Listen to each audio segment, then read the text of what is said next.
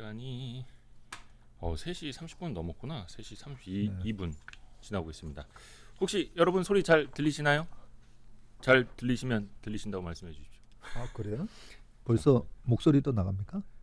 채팅창에 개념과 직관님이 제일 먼저 들어오셨고 문태현님, 케이틀린님, 안젤라선님 기다리고 계시다고 블루밍님도 계시고 예. 소리 잘 들리시나 보네요. 예, 다행입니다. 오늘 그 채슬리 주식회사 박세익 전무님 드디어 만나 뵙습니다. 기다리고 기다리던 박세익 전무님 어서 오세요. 안녕하십니까? 안녕하세요. 소리가 좀 약하답니다. 아 그래요? 예. 네. 소리 좀 잘 올려주십시오. 네. 왜냐하면 많은 분들이 우리 박세익 전무님은 숨소리 하나까지도 전략이라는 걸 알고 있기 때문에. 아 그래요? 지난번에 네. 저기 3프로에서 진행하고 있는데 네. 제가 그 패널 분 얘기를 듣는다고 네네네. 이러고 들었어요. 예. 근데 댓글에서 예. 무슨 바람 소리가 들린다는 거예요. 가만 보니까 제 숨소리였던 거예요.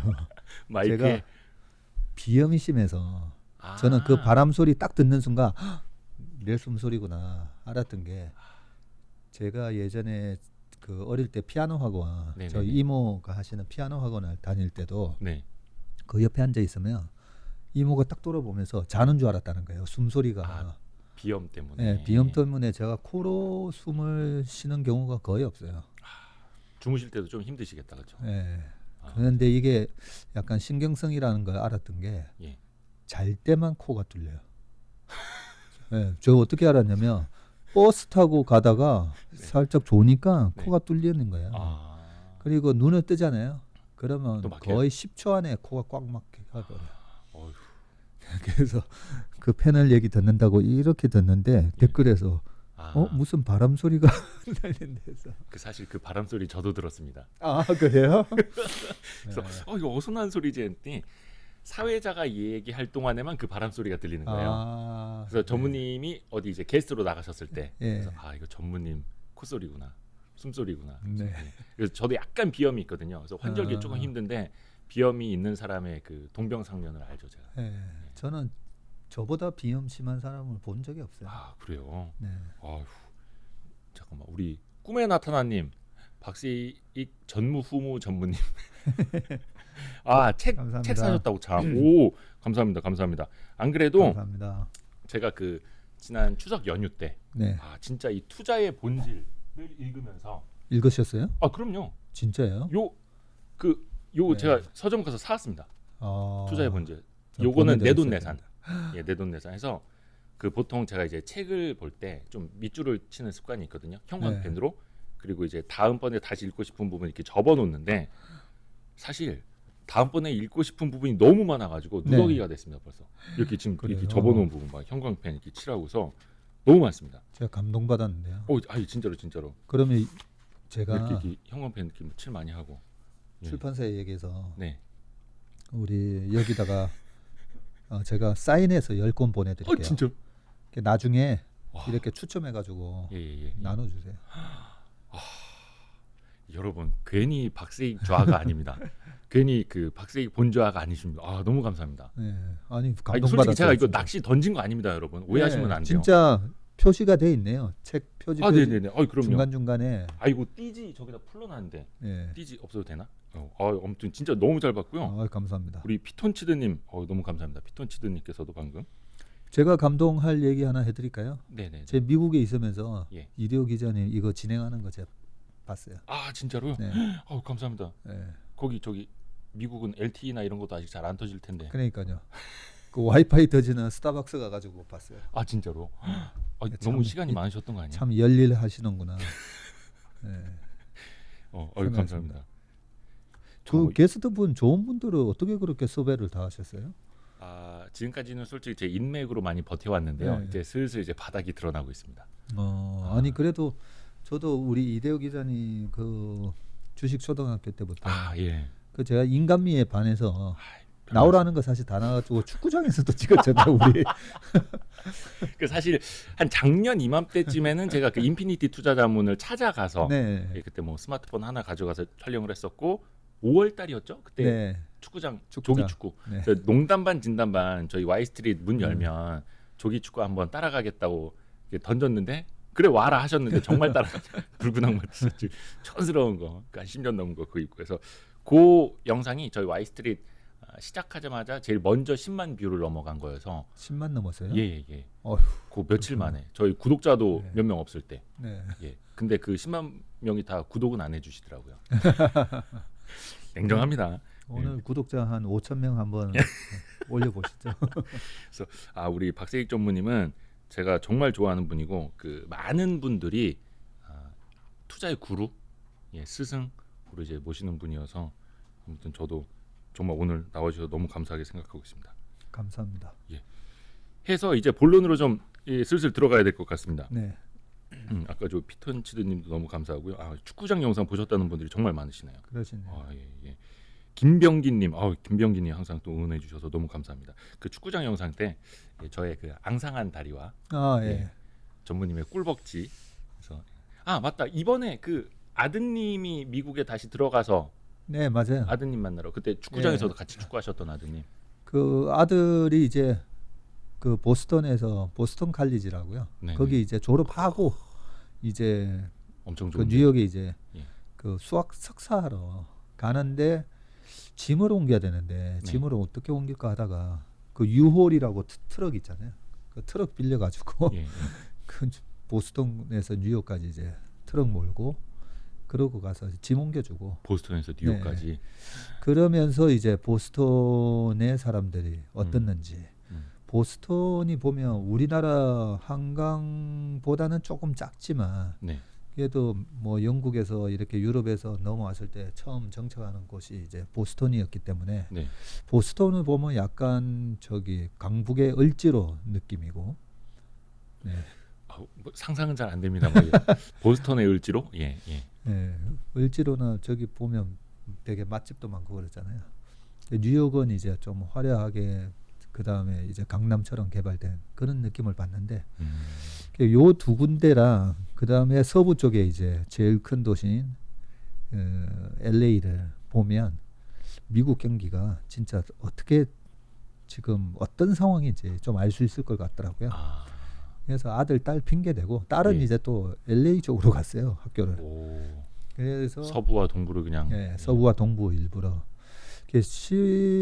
2주나 좀 시간은 너무 길게 잡고 왔나 했는데 미국에서 보고 오랜만에 갔으니까 저도 이번 앞으로 미국 경기가 어떻게 흘러갈지 굉장히 인사이트를 얻을 수 있는 그런 여행이라서 상당히 도움이 됐어요 저한테. 그거 이제 하나하나 제가 좀 여쭤보려고요. 그 안젤라선님, 안젤라선님 감사합니다. 김병기님도 감사하고 피턴치드님도 감사하고 많은 분들이 이제 박세익 전문이 오셔가지고 또 저희 와이스트리트 또 같이 응원을 또 해주고 계시네요. 근데 저는 약간 걱정이 되는 게 오늘 시장에서 그 위드 코로나주, 뭐 항공주라든지 여행주도 좀 많이 오르더라고요. 근데 약간 걱정이 되는 게 이제 해외를 갔다 오셨으니까 드리는 질문인데 만약에 해외를 나갔는데 백신은 물론 이제 맞고 나가신 거지만 혹여나 돌파 감염이 돼서 코로나에 걸리면 이역만리 땅에서 어떨까? 약간 이런 고민이나 걱정은 안 드셨어요? 전혀 안 들었어요. 전혀? 그 저희 아들이 작년에 미국에서 공부할 때도 그때 많은 분들이 유학생들 한국으로 막 왔었잖아요. 그죠, 안전한 한국으로. 그때도 저 오지 마라 그랬어요. 저 이렇게 얘기하면 또 좀 그럴 수도 있는데 아니요. 아니 너 정도 되는 그 축구 선수였잖아요. 또 몸도 코로나 좋고. 걸려도 한 일주일 약간 좀 아프면 다 회복될 거라고. 그래서 오지 마라 그랬었어요. 그게 실제로 그 미국에서 다 있었는데 조금 이번에 이제 델타 변이 바이러스도 보면 좀 우리가 과학적으로 통계적으로 접근하는 게 좋잖아요. 주식도 마찬가지고. 덴마크가 왜 7월 달부터 아예 이제 사회 거리두기 아예 안 해버리잖아요. 그냥 위드 코로나로 바로. 영국 지금 위드 코로나로 가면서 일일 확진자 수가 3만 명이었다가 지금 3만 7천 명 나오고 있잖아요. 토트넘 경기장에 그 뭐 엄청난 그 관중들이 그렇게 해가지고 3만 7천 명씩 걸리고 하면 사망자들이 쏟아져야 되는 그런 상황일 거라고 우리가 두려워했는데 네. 아닌 거잖아요. 백신을 맞고 나니까. 아니, 백신을 백신을 맞으면 안 걸려야 되는데 예, 걸리더라도 37,000명이 걸린 사람들이잖아요. 네, 그렇죠. 근데 fertility rate라고 하는 그는 치명률이 이제는 뭐 일반 감기 수준이 되다 보니까 네. 이 정도는 그냥 견뎌도 된다. 뭐 이런 부분이잖아요. 맞습니다. 예, 그렇기 때문에 이번에 미국 가면서도 뭐 그런 거 두려움은 없었어요. 뭐 걸리면 걸리는 대로. 예. 또 원체 박세익 전무님은 또 이제 건강하시기 때문에 예, 조기 축구 4게임 뛰고 나서 이제 골프 치러 가시는 분이기 때문에 이렇게 얘기했다가 네. 박전무 코로나 걸렸다면 다들 그럼 꽃이다 이런 거의 여의도의 마당발이신데 네. 큰일 납니다. 그러면 안 되고요. 건강 관리도 이제 잘 하셔야 되고 사실 어떤 기사 보니까 독감으로 인한 사망률이 한 0.1% 정도 된다 하더라고요. 맞습니다. 그래서 그 정도까지만 좀 내려오면 확실히 좀 위드 코로나는 가능하겠다라는 생각이 들었고요. 그 미국 사람들은 지금 뭐 마스크도 안 쓰고 뭐 그럴 거 아니에요. 보스턴은 거의 안 쓰고요. 그 길거리에서 쓰는 사람이 10명 중에 1명이에요. 근데 뉴욕은 10명 중에 한 3-4명은 돼요. 아, 그래요? 뉴욕이 처음에 가장 먼저 이제 막 확진자 수가 늘고 그 우리가 처음에 그렇게 타이트한 방역을 왜 했냐라고 보면 그 메디컬 커패시티라고 해가지고 이 코로나에 걸린 사람 그다음에 일반적으로 뭐 또 기저질환이 있어서 병원을 오고 다쳐서 병원을 오고 했을 때 그 의료의 캐파가 그 캐파 수준을 넘어서게 사람들이 몰리면 그렇죠. 예, 치료를 정말 받아야 되는 분이 못 받아서 사망하는 그렇죠. 그런 일이 생길 수가 있으니까 코로나의 확진자 수를 최대한 이렇게 낮추기 위해서 그렇게 아주 타이트한 방역을 했던 거거든요. 네. 그런데 지금은 이제 치명률이 아주 낮아지다 보니까 영국에서 37,000명, 30,000명씩 나와도 의료 시설이 감당을 할 수 있다는 거죠. 감당을 할 수 있는 수준이니까 지금 그 정도의 확진자랑 그런 부분을 감내하고 가는 거잖아요. 그러면 우리가 교통사고를 한번 생각해 보자고요. 지금 누적 확진자 수가 사실 이거 뭐 질문해서 우리가 코로나 이 얘기는 그런데 이 부분이 좀 중요하죠. 되게 중요하죠. 그죠? 지금 이제 위드 코로나 시대 가야 되니까. 위드 코로나가 오는지 안 오는지에 대한 부분이 중요하니까.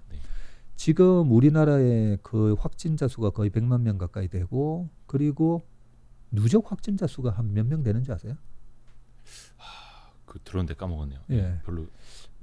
그 방송 보시는 분도 한번 생각해 보세요. 우리나라의 누적 확진자 수가 지금 작년 1월부터 지금 벌써 9월이잖아요. 누적 확진자 수가 누적 사망자 수. 누적 사망자 수. 누적 사망자 수 한 몇 명 될 것 같으세요? 한 1,000명? 1,000명? 1,000명은 넘어요. 1,000명 넘나요? 2,000명 좀 넘어요. 2,000명 좀 넘는데 요 얘기하기가 좀 왜 이게 너무 또 냉정한 넘는데 냉정한 이야기여서. 그 2019년도에 교통사고 사망자 1년에 우리나라에 몇 명이었을 것 같아요? 더 많은가요? 혹시? 훨씬 많죠. 1년에 3,700명 정도 됐고요. 작년은 코로나 때문에 이제 교통량도 확 줄어들다 보니까 작년에 이제 3,000명 정도 됐었거든요. 지금 이제 누적 확진자 수, 사망자 수 적어 주셨는데 그러면 우리가 2,427명이라고 이세현님 감사합니다. 그러면 1년에 교통사고로 사망하는 사람이 3,000명이 넘는데 이거 교통 전부 통제해야 되는 거 아닙니까? 3,000명, 3,700명이 죽는데 고속도로랑 전 이 시내의 교통을 통제해야 되는 거 아니냐. 그런데 왜 통제 안 하고 왜 그러겠어요? 역으로 생각하면 나름대로 그 정도의 교통사고 사망자가 발생하더라도 교통이 통제되면 어떻게 경제가 어떻게 돌아가겠어요? 그렇죠? 이런 얘기를 말씀드리는 이유는 덴마크는 왜 전면 다 풀었을까? 영국은 왜 다 풀었을까? 미국은 왜 위드 코로나를 저렇게 준비를 하고 있을까? 그래서 우리가 최소한 교통사고 빵명 만드는 걸 목표로는 해야 되지만 네. 여러 가지 지금 우리나라 교통 시스템이 얼마나 잘 돼 있습니까? 잘 돼 있어서도 어쩔 수 없이 교통사고 사망자는 나오잖아요. 네. 우리가 감내하고 가야 될 그 어느 정도의 수준, 그 수준에 맞춰서 이제 방역에 대한 정책이나 그것도 좀 바뀌어야 된다라는 생각이고, 저는 왜 이런 얘기를 제가 함부로 하냐면요. 아니, 함부로는 아니죠. 예. 네, 함부로는 아니죠. 자영업자 우리나라가 실업률이 되게 낮게 나오는 이유는 우리나라 사람들은 회사 잘려도 너무 부지런해서 회사에서 잘려도 자영업을 하잖아요. 바로 나가서 일하려고 바로 하죠. 나가가지고 가게 차려서 일을 하시잖아요. 네네네. 그 자영업자 수가 500만 명이 넘잖아요. 그런데 지금 말이 아니거든요, 말이. 그래서 제가 이번에 뉴욕 갔다 오면서 느꼈던 게 뉴욕은 오죽하겠나 했더니 연방정부, 주정부, 시정부에서 그 페드가 찍어낸 돈으로 다 지원을 해주고 있더라는 거죠. 네. 그냥 다 식당 주인도 그냥 괜찮아. 그리고 식당에서 일하던 종업원들도 다 정부에서 돈이 다 나오니까. 그게 우리랑은 완전히 달라요. 우리랑. 그때 그 박세익 전무님이 이제 다른 방송에서 해주신 말씀 들었는데 그냥 손실분을 보전해 준 게 아니라 매출만큼을 보전해 줬어요. 매출을. 아니 우리가 뭐 우리 기업들도 그렇잖아요. 네. 매출액 대비 이익률, 네. 영업이익률, 네. 순이익률 해가지고 매출해가지고 한 5% 6% 이 순이익 남기면 되게 잘하는 거잖아요. 네. 근데 어떻게 매출을 보전을 해줘요? 제 건가? 매출을 보전을 해준 거예요. 네네네. 네. 아니 그 받으셔도 됩니다. 아니에요. 이거 우리 이거 목걸이 전무님 이게 톤프리에서 진동이 네. 와가지고. 그래서 네. 매출을 보전을 해주니까 식당이든 가게든 뭐 이런 일반 법인체 사업하는 사람들도 뭐 하나도 미국은 걱정할 게 없는 거예요. 이게 우리가 공정한 사회 되게 우리가 중요시하잖아요. 네. 중요시하는데 글로벌하게 보면 원래는 옛날에 슈퍼 301조 이런 거 있었잖아요. 네. 그렇죠. WTO 이 시절에도 슈퍼 301조 하면서 정부가 기업 도와주면 안 돼. 그게 이제 미국이 늘 강조했던 부분인데 네. 이런 코로나 위기에 지금 기업 개인한테 다 이제 돈을 찍어서 퍼주는데 그 찍어낸 달러가 야기하는 그 파장 효과, 네. 글로벌하게 엄청난 인플레이션을 갖고 오게 되고 자산 가격을 급등시키고 거기에 대한 피해자가 누구냐면 전 세계 미국 이외의 노동자들이라는 거죠. 이런 거 보면 제가 학교 다닐 때 뭐 노동운동하는 것처럼 보이잖아요. 미국 이외의 노동자들. 네, 미국 이외의 나라의 노동자들이 가장 큰 피해를 보는 겁니다. 왜냐하면 월급이 그만큼 안 오르잖아요. 월급이 최근에 집값 2-3배 올랐다고 월급이 2-3배 올랐습니까? 그렇죠. 월급 안 깎이는 것만 해도 다행이잖아요. 그래서 이렇게 페드가 돈을 찍고 나면 2011년도에 메나 지역이라고 미들 이스트 노스 아프리카라고 하는 네. 그 북아프리카랑 중동 지역에서 폭동이 일어났었잖아요. 네네네. 물가는 상승했는데 노동자들 일반 자산이 없는 사람들 먹고 살기가 힘드니까. 그래서 뭐 지금 늘 뭐 토마스 피케티 교수가 왜 이렇게 이 자본주의가 이렇게 부의 양극화가 심해지나 그 원인을 막 밝힌다고 뭐 그런 논문들이랑 많이 나오잖아요. 그렇죠. 그것도 한 4-5년 됐죠 벌써. 그 가장 원흉이 사실은 페드예요. 그래서 제가 집값이 올란 거에 대한 세금을 때리는 거 있잖아요. 네. 집값이 올란 거는 불로소득이라고 하잖아요. 예. 집값이 올란 게 아니라 돈의 가치가 떨어진 거잖아요. 네네네. 그 돈의 가치를 떨어뜨린 페드한테 우리가 세금을 때려야 된다는 거죠. 때리려면. 갑자기 왜 이렇게 과격하게? 아니 근데 되게 진지한 말씀 해주셨고. 근데 중요한 얘기입니다, 사실 우리가. 요 그 투자의 본질을 여기 우리 전문의 앞에서 좀 나겠다. 이런 웃는 얼굴을 하고 있는 책 앞에서. 네. 이렇게 아니 근데 그 투자의 본질 책에도 그 대목이 나옵니다. 네. 사실 많은 자영업자분들 이제 피해를 네. 보셨는데 투자자들은 엄청나게 이득을 봤기 때문에 그 어떤 페드의 유동성 공급에 의한 거를 작년에 많은 주린이 분들도 투자자분들도 득하신 거잖아요. 그래서 그거를 자영업자들한테 많이 좀 나눠줘야 된다라는 또 아이디어도 주셨고 그 방법은 이제 각자가 선택하면 되는 건데 우리는 많은 자영업자들에게 많은 빚 빚을 지고 있다. 또 그 네. 말씀을 또 책에 실어주셨더라고요. 있고 또 그 얘기도 해놨잖아요. 이 인플레이션이라는 날강도 시스템. 제가 오죽하면 날강도 시스템이라고 얘기했겠어요. 되게 세게. 예. 그러면서 제가 페드 얘기는 안 적어놨지만 네. 실질적으로 그 인플레이션이라는 이 날강도 시스템의 가장 그 배경에는 페드가 있는 거고요. 그래서 이 제가 이렇게 지금 우리가 살아가고 있는 자본주의가 어떤 자본주의에 대한 네. 명확한 이 지금 구조에 대해서 말씀드리는 거고. 근데 우리가 그 자본주의 시스템을 바꿀 수 있나요? 못 바꾸잖아요. 그렇죠. 못 바꾸기 때문에 얘네들을 정확하게 이해를 하고 있으면 네. 얘네들의 다음 수가 뭔지 알 수가 있다는 거죠. 예.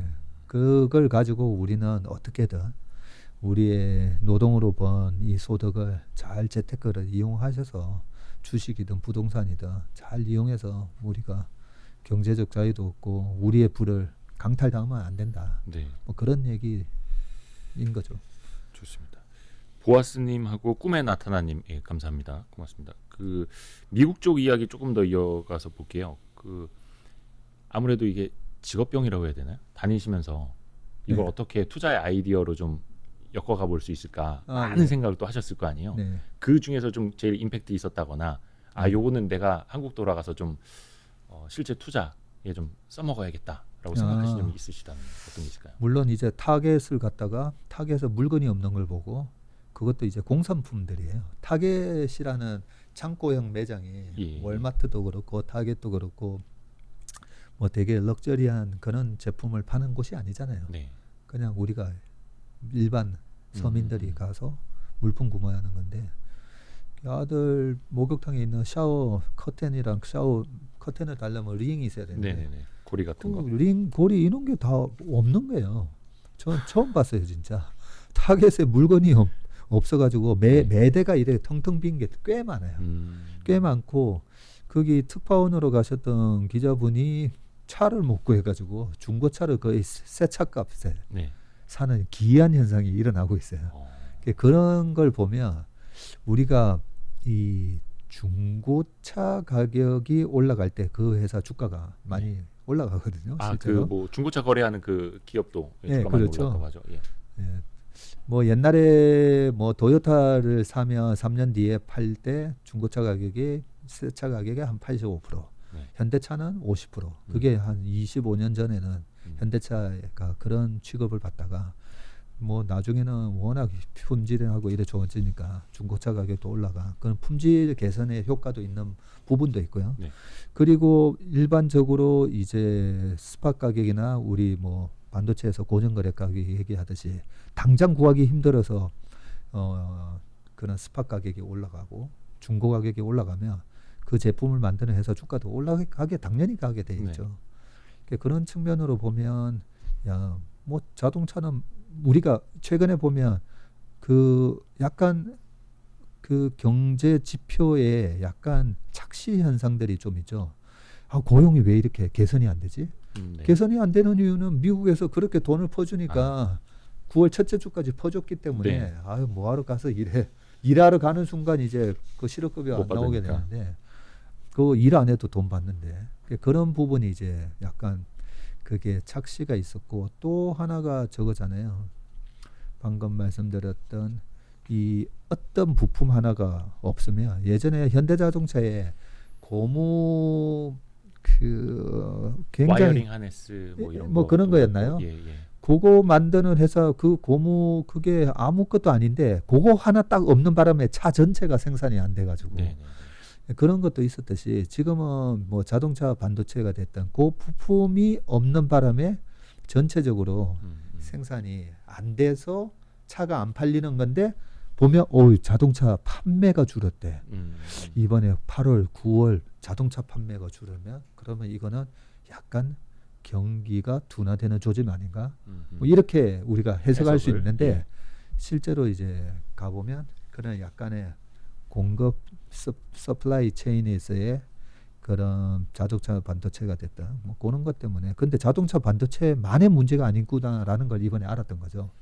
샤워링이 없는 걸 보고 그렇게 보면 약간 그런 공산품에 대한 이제는 공산품은 끝났고 앞으로는 서비스업이 이제 내년에는 많이 올라갈 거다라고는 생각을 했지만 이 공산품에 대한 제조 서플라이 체인이 내년에도 뭐 나쁘지는 않겠구나 뭐 이 생각도 좀 하고 왔습니다. 좀 전년 동기 대비 이렇게 봤을 때 공산품 같은 경우에 우리 랄라이님 감사합니다. 랄라이님 고맙습니다. 특히 박세익 전문의 응원해 주시는 분들이 많아가지고 제가 너무 감사하네요. 요게 저도 최근에 느낀 게 얼마 전에 그 기사 중에 하나가 뭐 자동차라든지 뭐 이런 것뿐만이 아니라 콩순이 컴퓨터도 콩순이 컴퓨터라고 이제 애들이 갖고 노는 막 음악 나오고 막 이런 거 있거든요. 그것도 이제 반도체가 모자라서 쇼티지. 그래서 제가 얼마 전에 전자드럼을 샀거든요. 근데 그것도 쇼티지예요. 반도체가 없어서. 그리고 그 인도네시아 이쪽에서 이제 공급을 해오는데 코로나 때문에 이게 늦어지면서 그것도 한 2달 기다려야 된대요. 그래서 야 이게 곳곳에 정말 말썽이구나. 최근에는 베트남 의류 뭐 OEM 업체라든지 이런 쪽도 이제 계속 문제가 되는 것 같고 그러면 이제 이런 아이디어는 내년에는 YOY로 나아질 수 있다라는 말씀이실까요? 그러면 이제 올해 투자 측면에서 좀 나아질 수 있다? 우리가 이런 일이 전혀 예상치 못했던 일이 일어난 거면 주식시장은 또 반응을 할 건데 작년 코로나가 딱 터졌을 때 가장 우려했던 게 그때 이제 미국하고 유럽으로 넘어가기 전에 중국에서 시작해서 우리나라로 넘어왔을 때 전 세계 공장 역할을 하는 중국의 서플라이 체인이 올스톱이 돼버리면 경제 쇼크가 온다 이거였었잖아요. 그렇죠. 그런 현상은 안 왔지만 마이너하게 지금 그런 현상들이 나타난 거잖아요.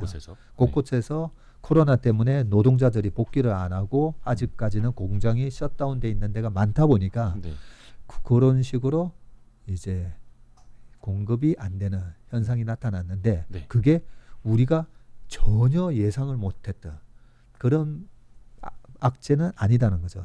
그래서 여기 제가 책에 적어놨지만 우리가 주식 투자를 할 때 가장 중요한 부분이 대중들이 인지하지 못하고 있는 기업 가치 변화에 어떻게 투자하라? 과감하게 투자하라고 돼 있거든요.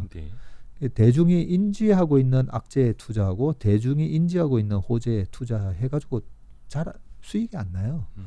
삼성전자 울트라 반도체 사이클 온다라고 해서 하이닉스랑 삼성전자 9만 원대, 15만 원대 샀더니 수익이 안 나잖아요.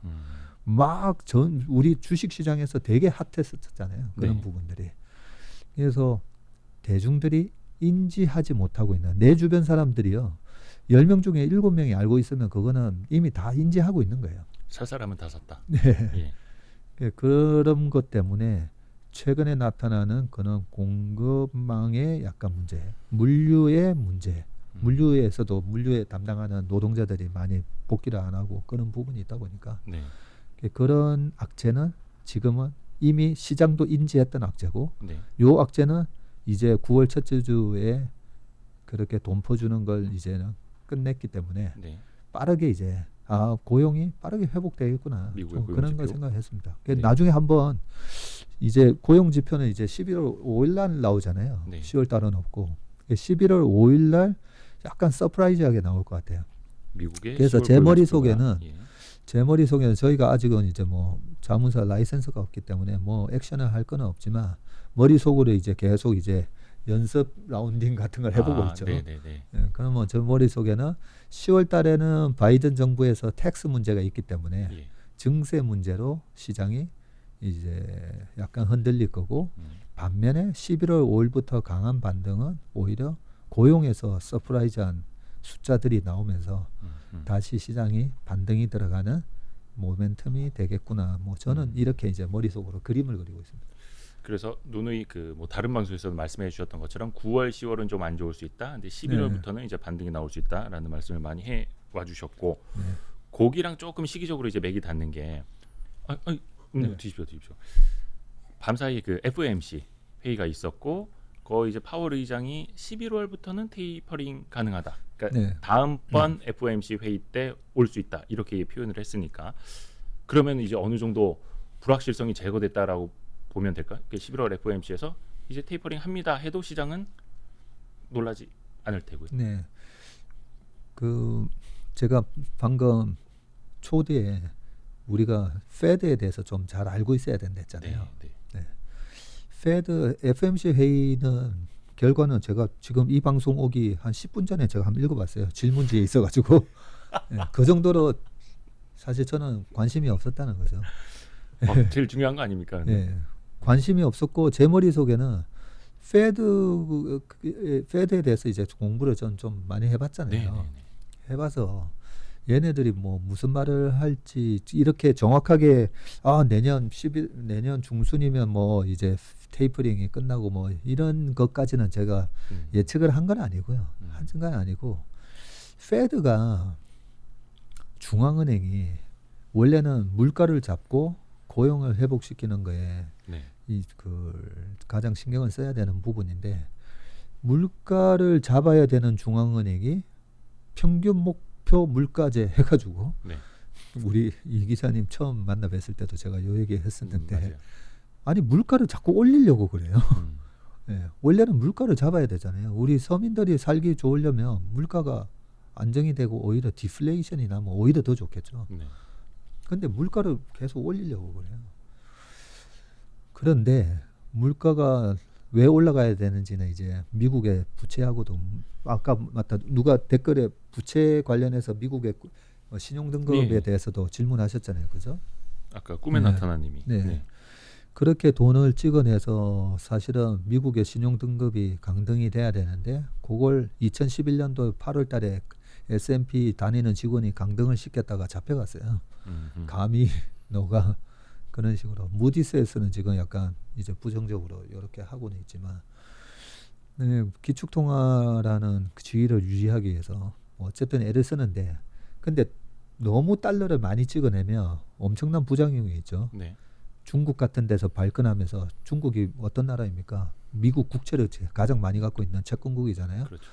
이런 식으로 돈을 찍으면 돈의 가치가 떨어지면서 내가 10년 만기 국채 미국 30년 만기 국채를 갖고 나중에 돈 받을 때 보니까 돈의 가치가 똥값이 돼 있으니까 채권자 입장에서는 날강도 시스템에서 채권자의 부가 채무자의 부로 이동한댔잖아요. 그렇죠. 중국이 이제 발끈할 수 있는데 이번에는 코로나 때문에 그렇잖아. 코로나 위기에 전 세계에 지금 경제가 대공황이 올 수 있는 상황이기 때문에 돈을 푼 거라고 그런 명분으로 돈을 찍어냈잖아요. 찍어냈는데 물가가 폭등을 해버리면 큰일 나죠. 다시 채무자에게 좀 힘이 들어지죠. 미국의 물가가 폭등하면 미국 경제 시스템 자체가 망가져버리면 안 되기 때문에 페드는 최근에 이제 집값이 가파르게 오르거든요. 미국도. 거기에 있어서는 어느 정도 3% 정도의 그 정도 물가 상승은 괜찮은데 갑자기 집값이 저렇게 뭐 20% 이상 연초 이후로 오르고 하는 거나 미국도 겁나는 거죠. 물가가 너무 오르게 되면 미국은 소비가 지탱하는 나라고 중산층이 탄탄한 나라인데 물가가 쫙 올라버리는 순간 다 거지가 되는 거죠. 최근에 벼락거지 얘기 나왔듯이. 그래서 페드는 물가가 너무 올라가는 것도 원하지 않아요. 그러려면 지금처럼 계속 돈 퍼주는 걸 줄여야죠. 돈 찍어내는 거 줄이는 게 이제 테이퍼링이잖아요. 당연히 해야 되는 거죠. 그래서 테이퍼링에 대한 질문들을 저도 뭐 최근에 굉장히 많이 받지만 수없이 받으셨을 텐데. 테이퍼링 안 하는 게 걱정이다라고 저는 얘기하고 있잖아요. 테이퍼링 안 하는 게 걱정이에요. 저렇게 계속 뭐 우리나라 1년 예산이 550조 정도인데 뭐 한 달에 180조 가까이 돈을 찍어내는 거잖아요. 하면 안 되죠. 그래서 이제 뭐 11월 달에 FMC 회의 때는 테이퍼링에 대해서 이제는 거의 뭐 기정사실화 한다. 그리고 이런 얘기를 그 미국이 그나마 경제학이라는 게 많이 발달하다 보니까 갑자기 11월 3일 날 테이퍼링 얘기를 전혀 안 하다가 11월 3일 날 FMC 회의에서 갑자기 서프라이즈 하듯이 우리 테이퍼링 할 거야. 딱 해버리면 시장이 놀래잖아요. 옛날에 벤 버냉키 의장이 그랬듯이.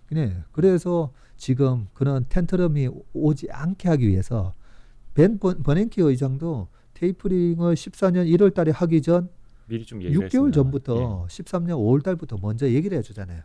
우리 테이퍼링 할 거야. 시장이 그걸 알고 있으라고 네. 인지하라고. 그래서 그동안에 이제 테이퍼링 얘기를 이제 많이 꺼냈고 실제로 이게 대중이 인지하지 못하고 있는 악재면 제가 문제가 생긴다 했잖아요. 네. 이제는 테이퍼링은 모두가 알고 있는 악재잖아요. 네. 그냥 별 영향 없습니다. 테이퍼링 하는 거는. 또 하면 안 되고요. 그거 해야 되고. 테이퍼링. 오히려 테이퍼링을 하지 못할 정도로 경제 펀더멘털이 안 좋은 게 더 예. 걱정인 거고, 펀더멘털이 나아진다면 이제 당연히 테이퍼링을 해야 되는 거고. 여기서 좀 이어지는 이야기인데요. 중국 이제 헝다그룹 이슈입니다. 예. 사실 이것도 이슈가 된 지 꽤 됐습니다. 네. 이미 그 글로벌 신용평가 회사에서 헝다그룹의 신용 등급을 이제 막 거의 투기 등급으로 강등시킨 것도 한 두세 달 B-였으니까. 예, 됐는데 사람들은 그건 것 같아요. 이제 블랙스완이라는 거 한 12년 전에 한번 겪어보다 보니까 자라보고 놀란 것은 소뚜껑 보고 놀란다고. 야, 저기 백조인데 어디 검은 털 하나 없는지 좀 찾아봐. 샅샅이 뒤져봐. 그래서 막 털 다 뜯어보려고 하고. 약간 헝다그룹 이슈가 그렇게 되는 거 아닌가 싶긴 한데 예. 어떻게 보세요, 그 이슈를? 헝다그룹도요. 우리가 2008년 금융위기 상황을 정확하게 이해를 하고 있으면 네. 그렇죠? 이 헝다그룹하고 비교를 할 수가 있잖아요. 네. 미국의 금융 시스템이 망가졌었잖아요. 미국의 금융 시스템이. 근데 어떻게 망가졌었죠? 부동산 때문에 망가졌기 때문에 헝다그룹이 부동산. 이러니까 트라우마가 똑같이 이제 연상을 하는 거죠. 네네네. 그렇죠. 연상을 하는 건데 미국의 그때 당시 부동산은 빅숏이라는 영화에서도 잘 나오고 있지만 네, 뭐 죽은 사람한테까지도 집을 파는 정도. 그리고 더 문제였던 거는 그 모기지를 갖고 장난질을 많이 했었잖아요. 파생 상품. 파생 상품이. 네. 예. 그래서 저 지금도 기억나는 게 2005년 6년도에 그때 리만 브라더스인지 어디에 여자 부사장이 그런 파생 상품을 개발한 걸로 네. AIG나 이런 보험사 가서 예, 너네들이 요거 보증만 해주면 네. 보증해주고 어차피 뭐 이거 디폴트 안 나니까 보증 수수료 쫙쫙 받아 먹을 수 있잖아요. 네. 그런 거로 뭐 여러 가지 파생 상품을 만들어서 그걸 팔아먹고 해서 야 정말 획기적인 이런 파생 상품을 또 만들어내. 그분이 보너스 뭐 엄청 받아가고 그랬었죠.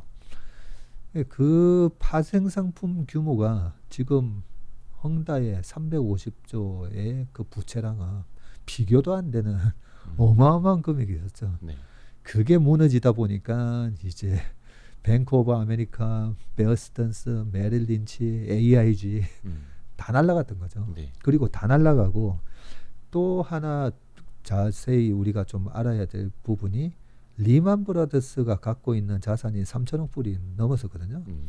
그 어마어마한 자산을 갖고 있는 투자은행이 망하니까 네.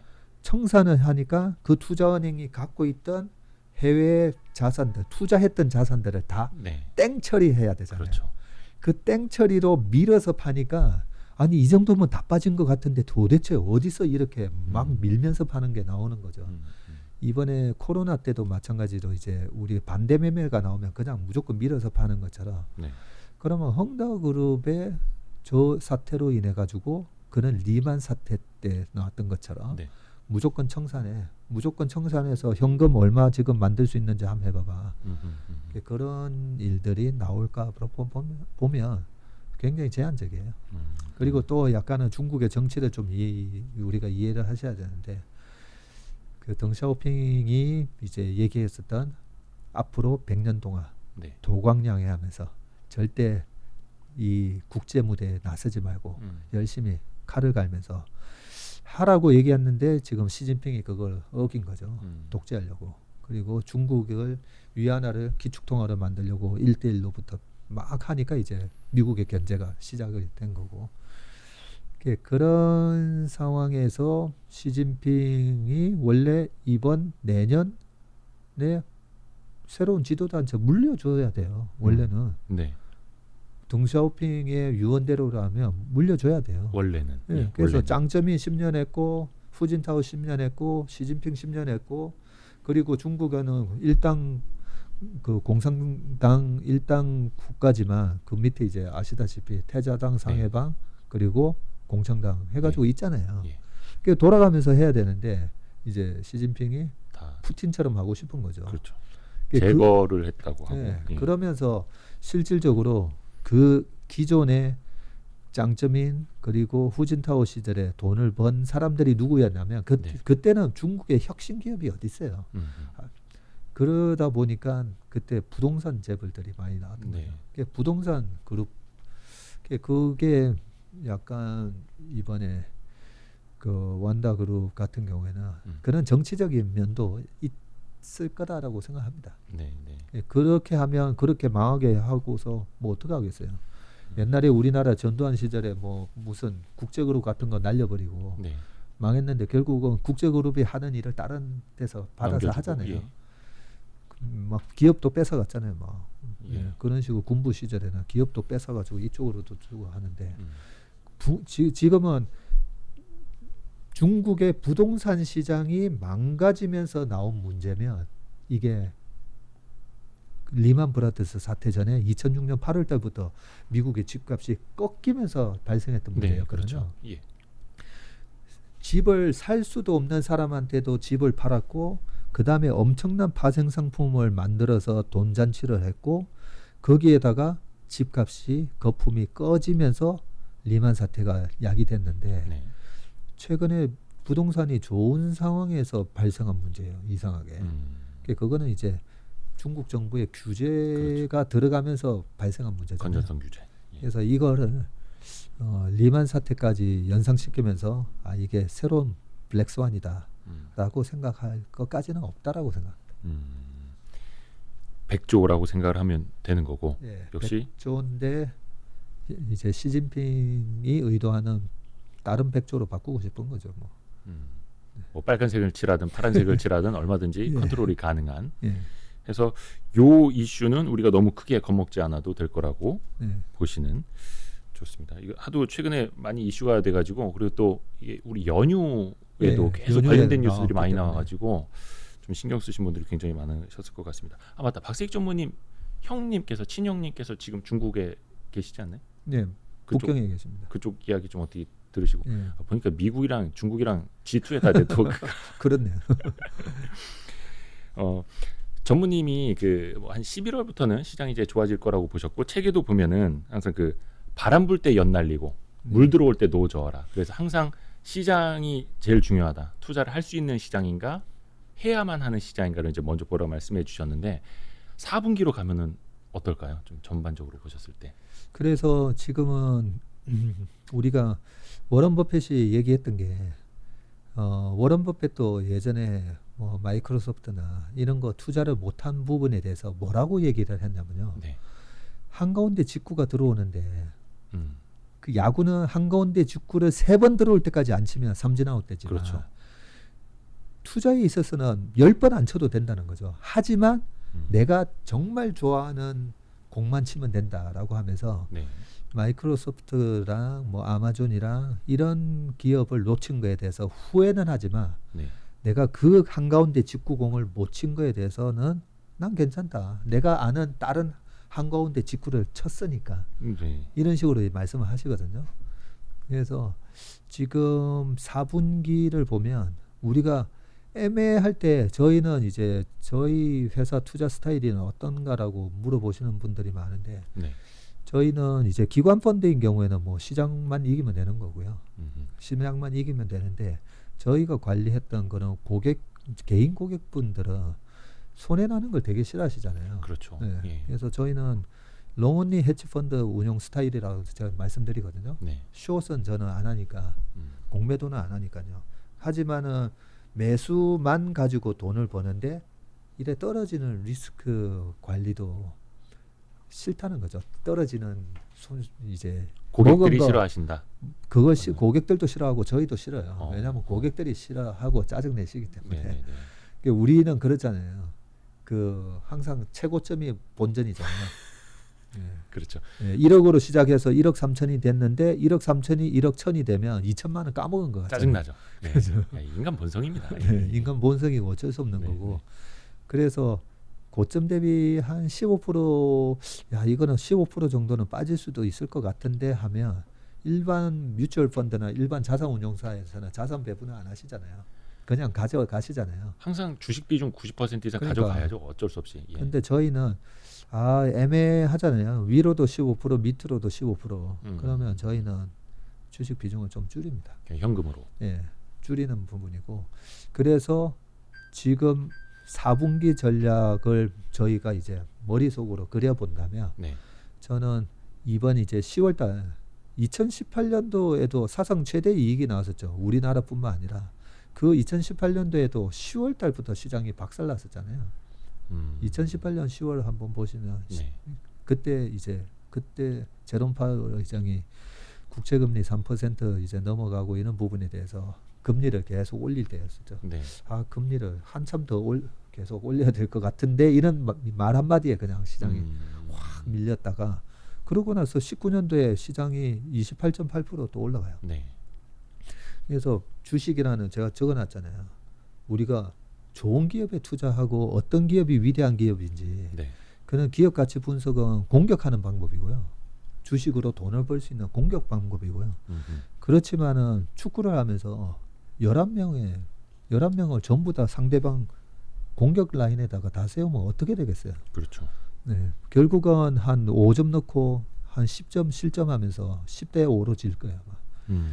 그래서 이제 수비를 하는 걸 할 줄 알아야 된다는 건데 10월 달이 이제 뭐 제가 8, 9, 10월 달 얘기했었잖아요. 네. 8, 9, 10월 달에는 좀 비중을 약간 현금 비중 한 30% 이상 남겨놓고 한가운데 직구를 기다리는 그 한가운데 직구가 뭐냐면 우리가 좋아하는 우리가 위대하다고 생각하는 우리가 거인이라고 생각하는 그 기업들의 주가 조정을 좀 기다렸다가 사는 게 나은데 그 조정의 빌미가 증세도 있고 이번에 그 흥따그룹은 생각지도 못했던 부분이 나온 거였는데 그래서 이제 마지막 한 10월 달까지만 약간 좀 이렇게 우리가 약간 신중하게 하고 11월 5일부터는 아까 고용 서프라이즈가 나올 것 같았잖아요. 10월 달까지만 좀 약간 좀 신중하게 하셨으면 좋을 것 같습니다. 여기에서 제가 약간 우문을 하나 드려도 되겠습니까? 약간 뭐 투자자 입장에서 또 주린이의 마음을 좀 대변해 드리자면 직구가 들어온다고는 하는데 저에서 알려줍니다. 이번엔 직구야. 근데 이제 속을 수도 있고 직구를 보고도 이게 직구인지 아닌지도 모를 수도 있어요. 내 방망이의 컨트롤에 따라서. 요 말씀을 드리는 이유가 사실 우리가 익히 아는 대기업들 정말 우량한 기업들 훌륭한 기업들 원더풀 컴퍼니들조차 주가가 흔들릴 때는 엄청난 악재로 인해서 흔들리는 경우가 그렇죠. 상당수 있죠. 그렇죠. 그러면은 네. 그걸 기회라고 생각한다라기보다는 또 공포를 집어먹게 되거든요. 뭐 카카오도 일례로 그렇고 그렇죠. 뭐 애플도 뭐 이제 혁신 떨어진 거 아니냐 또 이런 이야기 나오면은 뭐 물론 이건 십수년째 반복되는 이야기이긴 합니다만 이걸 어떻게 구분을 해야 될까요? 그게 우문이 아니라 뭐 전 무서운 질문을 할 줄 알았어요. 제일 중요한 질문이잖아요. 그 한가운데 직구가 뭘까? 한가운데 직구에 대한 답도 해주셨는데 좋은 기업이 주가가 확 빠졌을 때잖아요. 네네네. 확 빠졌을 때인데 왜 빠지냐? 뭔가 악재가 터졌으니까 빠지는 거잖아요. 카카오가 정부 규제 저런 얘기가 없어서 어떻게 32% 빠져요. 지금 고점 대비 오늘 보니까 마이너스 32%도 말이야. 네네네. 하이닉스 아니 4분기 디램이 뭐 PC 디램이 둔화될 수 있다. 그 얘기 나오니까 고점 대비 33% 빠졌잖아요. 네. 15만 원 하던 게 10만 원이 깨졌었으니까. 그렇기 때문에 한가운데 직구는 뭐냐면요. 작년처럼 코로나 위기 같은 게 터지면서 주가가 엄청 싸지는 게 그것만큼 좋은 직구가 없어요. 그런데 왜 싸지냐? 엄청나게 두려운 악재가 터졌으니까 빠지는 거잖아요. 네네네. 그러면 우리가 전문이 작년과 같은 코로나 상황이 오면 이제는 정말 연끌해가지고도 뭐 이런 얘기들 많이 하잖아요. 네. 근데 비슷한 일들이 지금도 벌어지고 있는 거예요. 지금도. 작년에도 코로나 때문에 주가가 빠진 것처럼 위대한 기업에 대한 그런 악재들이 터지면서 주가가 고점 대비 30% 빠지면 그 요즘은 이제 우리 투자자 우리 유튜브를 보시고 하는 분들이 많이 이제 스마트해지셔가지고 네. 우량 기업이 마이너스 30% 빠지면 이게 매수 찬스라는 걸 좀 직감적으로 아세요. 그 말씀을 또 이제 전무님도 많이 해주셨고, 예, 그걸 이제 실천하시는 분들이 많더라고요. 네. 예, 제가 그 부분에 대해서 이제 좀 부연 설명을 드렸던 게 위대한 그런 초우량 기업 있잖아요. 네. 작은 중소기업은 마이너스 70% 나기도 해요. 동진 세미캠, 일진 머티리얼 그런 네. 거 보세요. 과거 3년 동안 마이너스 70% 갔다가 막 와요. 코로나 아닐 때도. 네. 코로나가 아닐 때도 마이너스 70%까지 빠져요. 마이너스 30%가 아니라 예, 마이너스 마이너스 70%까지도 70%요? 빠져요. 근데 큰 대형 기업이 대기업이 그 마이너스 50% 이상 빠지는 경우는 네. 그런 시장 리스크가 발생했을 때 마이너스 50% 이상 빠지는 거지. 개별적인 그런 기업에 대한 악재로 마이너스 50% 60% 이래 잘 안 빠져요. 진짜 뭐 큰 펀더멘털에 문제가 생기지 않는 한. 예. 그 갤럭시 노트 7 폭발 사고 뭐 이런 거 터졌어도 그때 뭐 3조 이상의 손실 처리를 했었죠. 네. 그런데도 주가가 그렇게 많이 안 빠져요. 예. 왜냐하면 주식은 미래 거의 한 10년치의 캐시플로우를 네. 현가화시켰다라고 보면 되거든요. 예. 그러면 삼성전자 같은 경우가 연 뭐 30조라고 하잖아요. 30조씩 버는데 이번에 악재로 뭐 3조 5조를 처리했대 네. 해도 10년치를 현가화시켜 봤을 때 그 3조는 큰 금액이 아닐 수가 있는 거거든요. 예, 그런 것처럼 뭐 카카오 이번에 이런 이슈 있었잖아요. 이슈 있기 전에 비쌌잖아요, 좀. 네. PBR 12배까지 가고 좀 비쌌잖아요. 네. 비싸니까 이런 이슈에 3월 달에 있었던 금소법인데 왜 하필 지금 3월 달에 이미 맞아요, 나왔던 맞아요. 금소법인데 그죠? 금융위 보도자료 찾아보시면은 아마 아실 겁니다. 예. 근데 3월 달에는 카카오가 8만 원이었고요. 이번에는 14만 원, 15만 원 할 때 그런 부분이 나오니까 이제 좀 빠지는 부분이 있고 단지 이제 지금 이제 32% 빠졌어요. 32% 빠지면 우리가 냉정하게 이제 좀 분석을 해봐야 되는데 저희 회사에서도 이제 분석을 좀 해봤습니다. 금소법에 의해서 이런 금융 관련된 업을 못한다라고 했을 때 카카오의 가치가 얼마 정도 없어지는 게 맞느냐 보니까 뭐 한 14조 전후. 그런데 주가가 벌써 고점 대비 15조 이상 빠졌거든요. 네. 오늘 좀 더 빠졌으니까 그러면 이미 그 금소법으로 카카오의 금융 관련된 거는 이제 못한다라고는 그 이미 주가는 반영했다고 볼 수 있어요. 네, 네. 그런 식으로 이제 조금 하나하나 이제 좀 풀어보는 방법.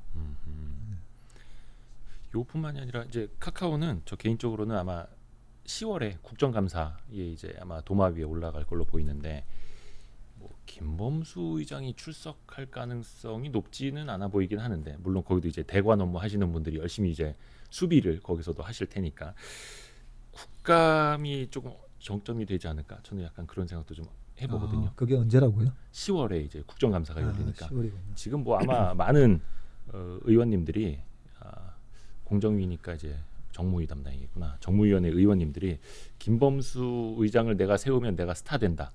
아마 칼을 많이 가시는 분들이 있을 겁니다. 저는 그래서 그것도 한번 좀 눈여겨보고 있고요. 근데 약간 이제 걱정이 드는 건 그겁니다. 이걸로 인해서 기존에 하려던 뭐 카카오 헤어샵이라든지 뭐 모빌리티라든지 이거 유료화 서비스들이 이제 좀 지체가 되면 펀더멘털이 그렇죠. 이제 이상이 생기는 거잖아요. 그렇죠, 그렇죠. 예. 그래서 그 방금 말씀하셨던 부분에 대한 주가가 어디까지 방금 카카오 헤어샵까지 그 들어오는 캐시플로우를 다 반영을 해서 그동안의 주가가 올란 건지 그 부분을 좀 우리가 알아야 되는데 어쨌든 PBR 12배까지 갔을 때는 좀 과한데 이런 생각을 좀 하긴 했었어요. 네, 네, 네. 그러면 이제 그런 것까지 다 안 하고 네. 안 하고 지금 올해 이익을 한 8천억 정도 보는 거잖아요. 카카오가 뭐 4년 전에 2018년도에 겨우 700억 벌다가 네. 8천억 올해 벌고 하니까 예. 그러면 이 8천억에 지금 그 시가총액이 이제 50조까지 빠지면 PER로 따지면 저는 영업이익을 말씀드리는 거예요. 네. 영업이익 기준으로 해서 7, 8이 56. 얼마 전에 이제 70배였다가 지금 이제 65배까지 떨어졌겠네요. 네. 65배 떨어졌는데 책에도 이제 그 PEG에 대해서 좀 적어놨었는데요. 이런 고성장이 유지가 되어야만 PER 65배가 합리화되는 거잖아요. 그렇죠. 그 뭐 PEG 개념으로 따지면 EPS 증가율도 한 65%씩은 나와야 되고. 되는데 그동안은 700억이 8천억 됐으니까 엄청난 EPS 성장이 나왔던 거죠. 그래서 PER이 160배든 뭐든 비싼 게 아니었는데 앞으로 정부가 어느 정도까지 규제를 하고 김부수 의장이 우리가 요 정도까지는 선을 넘지 말고 요까지만 하자. 그랬을 때 앞으로 이익이 어느 정도인지 내년에 1조 2천억, 내후년에 한 1조 5천억 이렇게 이익을 잡고 있던데 그 이익이 어느 정도 훼손되는지 그런 부분은 조금 우리가 치밀하게 좀 계산을. 그거는 이제 카카오 분석하는 애널리스트한테 한번 물어봤어요. 맞습니다. 그것도 그래서 계속 우리가 이슈를 좀 체크해봐야겠고요. 언택트 주식 그리고 위드 코로나 관련 주식은 계속 이제 좀 좋게 보시는 거죠. 네. 예. 그래서 뭐 항공주라든지 또 뭐 해외 주식 같은 경우에는 여행 관련주라든지 이런 것도 많이 지금 이야기를 해주셨었고. 그래서 코로나에 대해서 처음에 이제 그 뭐 토트넘 경기도 말씀드리고 미국에 지금 사람들이 어떻는지 말씀드리면서 과연 주가는 시장은 뭐 IQ 2만 그죠? 저보다 훨씬 똑똑하니까 시장이 과연 제가 본 게 맞는지 확인을 시켜줄 거라고 저는 생각했어요. 그러면 이런 중국 부동산 문제라든지 앞으로 증세 문제라든지 이런 거에 주가가 얼마나 탄탄한 모습을 보여줄까. 근데 오늘도 보면 뭐 우리나라 그죠? 이 리오프닝 관련주들이 막 되게 세잖아요. 그런 거 보면 이쪽이 제 생각이 틀리지는 않았구나. 뭐 그런 생각합니다. 저는 항상 시장이 대중들이 인지하기 전에 그렇게 우리가 장기를 두듯이 뭐 세수, 다섯수, 일곱수를 미리 보고 떠야 되잖아요. 이래 보고 뜨는 거고 그 미리 세수, 다섯수를 못 내다보고 뜨는 거는 상대가 이렇게 자 바둑을 딱 하면 맨날 그거 수비하기 급급하게 막 이렇게 하면 여기서 이렇게 수비하고 저렇게 하면 이렇게 수비하고 그런 식으로 바둑 두면 장기를 두면 스트레스 받잖아요. 그래서 미리 내다보고 두는데 그 내다본 대로 시장이 움직이는 건지를 항상 확인해야 되거든요. 근데 지금은 뭐 그런 컨택 관련주들이 미국이나 한국이나 다 괜찮은 것 같은데요. 요게 약간 헷갈리실 수도 있는 게 컨택트 관련주, 언택트 관련주 이렇게 나눠서 사람들이 이야기한 게 벌써 1년이 훨씬 넘지 않았습니까? 그래서 많은 사람들이 이제는 컨택트일 거야. 이제는 컨택트일 거야. 다 이제 따라갔는데 거기서 조정을 받을 때 아직은 아닌가 봐. 또 따라갔는데 아직은 아닌가 봐. 그래서 약간 엇박자 나신 분들이 적지 않게 계시더라고요. 컨택트 관련주들로. 맞습니다. 지금 엇박자라는 말씀을 잘 해주셨는데 작년 코로나가 빵 터지고 와 컨택 관련된 그런 쪽이 박살이 나는 동안에 전자상거래 기업들이 쫙 올라갔잖아요.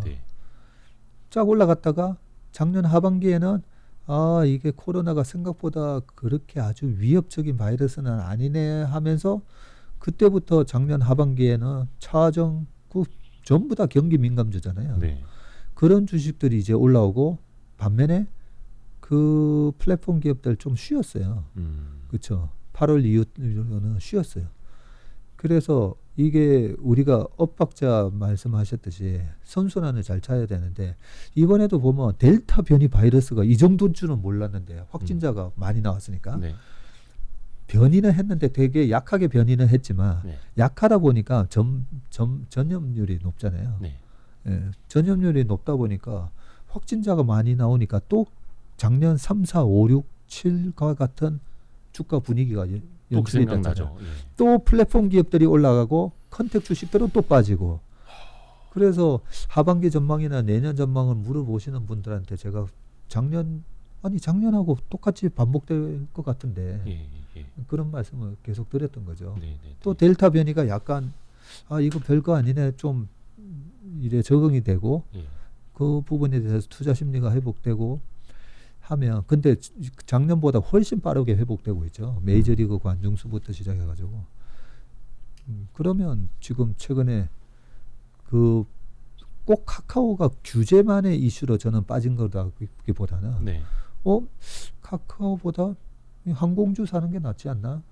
그런 게 빠르게 이제는. 계산이 되면서 작년에 한번 생각해 보세요. 작년 8월 달 초에도 보면 이제 뭐 무조건 성장주만 간다. 예, 세상이 변했다. PBR 이런 거가 중요한 게 아니라 앞으로 계속 성장주다라는 얘기가 만연했었어요. 그러고 나서 시장의 색깔이 이제 경기 민감주로 확 변하면서 화학주 뭐 폭등하고 뭐 그렇죠. 그랬잖아요. 그런 상황에서는 또 이 플랫폼 기업들이 주가가 옆으로 횡보하면서 조정받았었잖아요. 네. 그 시장의 색깔이 변하는 변곡점 속에서 지금 그런 정부 규제 이슈가 맞물리면서 약간 그런 현상이 또 그게 나타났다고 보고 있습니다. 동시에 왔다라는 거고. 그러니까 뭐 변이 바이러스가 또 어떻게 생길지는 모르겠습니다만 현재까지의 상황은 그렇고, 제가 얼마 전에 라이브 할 때 그 구독자분들 이제 들어와 계신 분들 그거 여쭤봤었어요. 알파, 베타, 감마, 델타. 제타 뭐 엄청 많잖아요. 델타. 이게 끝이 어디냐? 마지막이 뭐냐고. 입실론. 근데 저는 제타인 줄 알고 있었는데 제트 오메가더라고요. 그게 오메가예요? 오메가가 저도 마지막이래요. 몰랐네요. 그래서 저도 몰랐는데, 그래서 야, 뭐 이러다 오메가 그 바이러스까지 나오는 거 아닌가 싶기는 한데 사실 따지고 보면은 감기를 우리가 면역으로 끊지 못하는 이유가 그거기도 하잖아요. 감기 바이러스가 자꾸 그런 녀석이니까. 하여튼 여기에 좀 우리가 익숙해져야 될 것 같기도 하고. 좋습니다. 책 이야기 조금만 더 해볼게요. 지금까지 어떤 좀 4분기 투자 전략 이런 쪽으로 좀 많이 해주셨었고, 저는 이 투자의 본질을 읽으면서 느낀 게, 야, 이거 진짜 에센셜이다. 진짜 본질이다. 라는 생각을 했거든요. 책 제목을 지으실 때도 그 생각 많이 하셨을 것 같아요. 책 제목은 원래는 박세익의 뭐 행복한 투자.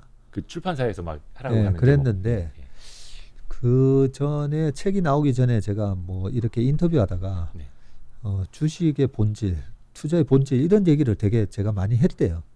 그래서 출판사에서 투자의 본질이라고 하는 게 어떠냐라고 해서 제가 생각해 보니까 맞다. 우리가 투자의 본질이 뭔지 그거를 아는 게 되게 중요하더라고요. 그래서 책 제목은 투자의 본질로 합시다라고 했고, 이 책에 보면요 여러 가지 투자 기법 이런 것들이 많지는 않아요. 책 제목도 쭉 한번 보시면 목차에 뭐 주도주 분석법하고 포트폴리오 구성법 이렇게 돼 있는데, 다른 주식 책은 뭐 어떤 여러 가지 포트폴리오부터 해가지고 뭐 한 30 목차 이렇게 될 건데 정말 이센셜만 좀 사실 적어놨는데, 약간 이 수준별로 보시면 우리가 좋은 영화를 이제 이러면 제가 책 자랑이 좀 되긴 한데 그 책 명서가 나오는데 자랑하셔야죠. 저는 책을 쓴 사람이니까 알잖아요. 이 얘기를 책에 담을까 말까 고민하다가 담은 얘기도 있어요. 그래요? 어떤 거길래? 그 중에 하나가 주도주가 어떻게 변하는지에 대한 메커니즘을 좀 적어놓은 게 있는데, 약간 나만 알고 싶은 약간 그런 느낌이었나요? 그런 얘기는 사실 어느 책에도 없는 얘기거든요. 근데 제가 워낙 이제 하도 파생도 하고 뭐 이러면서, 아니 얼마 전에 그저께 사실 사우나를 갔다가 사우나에서 어떤 분이 안녕하세요 빨가벗고 이제 사우나에 들어갔는데 옆에 앉았더니 안녕하세요 해서 빨가벗고 이제 좀 대담을 좀 했었거든요. 그분이 이제 그렇게 물어보시는 거예요. 5G는 왜 안 가는 거야? 우리 3프로의 정영민 프로도 맨날 5G 얘기하잖아요. 유명하더라고요. 거기 그렇죠. 있다고.